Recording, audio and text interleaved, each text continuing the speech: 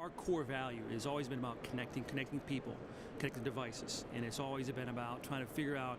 It's not just different technologies, but how do we interact every single day? I mean, the whole internet's a great example. How we connect different devices, different people. So what we've been trying to do, especially in the healthcare area, is okay. We got all these patients, you got all these devices, you got all these HIEs. There's all these things that are out there. How do you start helping connect them together? One great example is I work a lot with the VA again, and about telehealth, and just the idea about being able to provide, the veteran coming back to work with, to really help them on PTSD and brain trauma and things like that. Well, they always can't come into the clinic. Well, how do we provide that point of care no matter where they're located?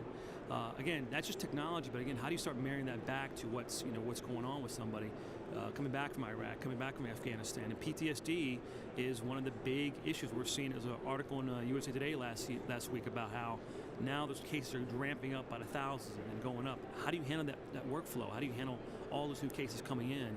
So again, just tying back the technology, applying back to how to provide better care and more access to care is a huge thing that we're all seeing. Is there, in your perspective and in Cisco's opinion, can mHealth allow for people to take more responsibility for their health? And if so, because we're hearing it here on the floor, we're hearing it in some of the speeches, how is it that Cisco sees that as part of the mHealth promise? Most definitely. I think, in our technology, in our world, there's kind of terminology like LAN, local area networks, and WANs, wide area networks. What we're seeing specific to mHealth is kind of this new technology, new terminology called bands, body area networks. Right, you've seen all these kind of things that are coming out. The iFit on the Nike shoe and smart Band-Aids. You don't have to actually impregnate yourself with some kind of. There's actually new tools that are out there. So the whole mHealth and being able to kind of help this kind of personal metrics revolution that's going on right now. Because I mean, if we can provide our doctors more information. For example, a great case in the VA is obesity and diabetes.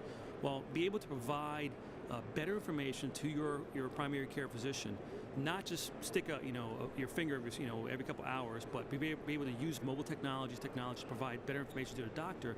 That gives them so much more or bigger body of data to get you better care.